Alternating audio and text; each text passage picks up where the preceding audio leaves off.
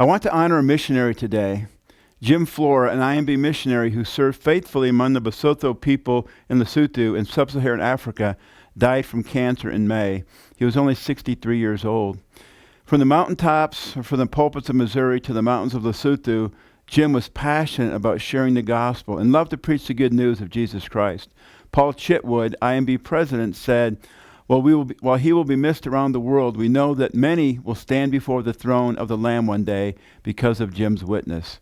Jim and his wife, Teresa, were appointed as IMB missionaries in 2008. Jim was an active church planter and evangelist who spent long days in the mountains sharing the gospel. Often he rode on horseback, as many areas are not accessible by automobiles. Jim preached while Teresa, a nurse, served the community and served those with her medical skills. One of his friends stated, the only person Jim talked about more than his family was Jesus. He had a deep passion to make Jesus known among the people living in every village, on every mountain, and in every valley across the mountain kingdom of Lesotho. One of the stories about Jim involved the trip he was making on horseback. On a journey, Jim's horse sat down with Jim on its back and refused to continue. After Jim had a good laugh, which was also contagious, he got off his horse and continued walking. An exhausted horse wouldn't stop Jim because there was a village at the end of the trail with people who needed to hear about Jesus.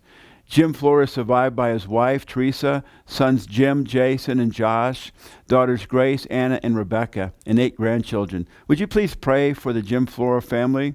Watch now this video of Jim and Teresa and describing their work in Lesotho and also thanking Southern Baptists for the generosity. I know you'll be very inspired.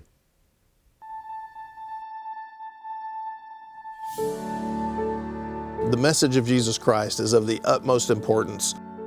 And many places in the world they simply do not have access to that message.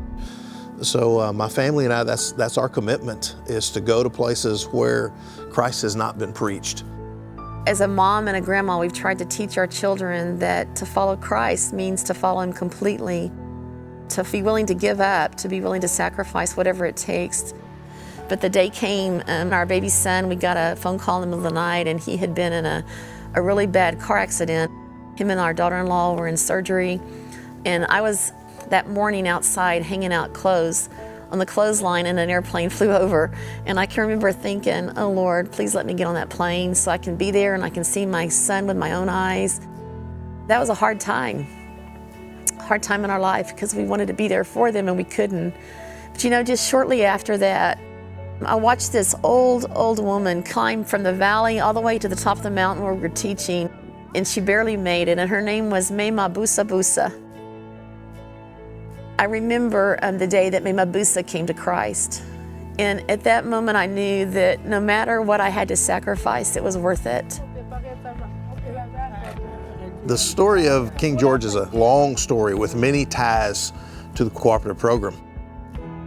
It was just an exciting time in our ministry to see the miracle of an old man in our culture come to know Jesus as his Savior.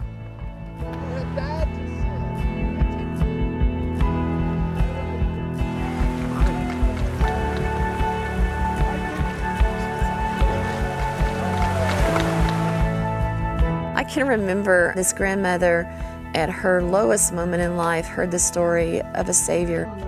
Will you go and worship Jesus with me? That afternoon in the village, she accepted Christ. She continues to be faithful in our Bible studies and learning how to share Christ with others. And you know, if you wouldn't have given, and if God wouldn't have allowed us to go, we would never have been a part of her story. And because you've given, you're a part of her story in providing a way that she heard the truth of the gospel, and now she follows him among the mountain Basotho.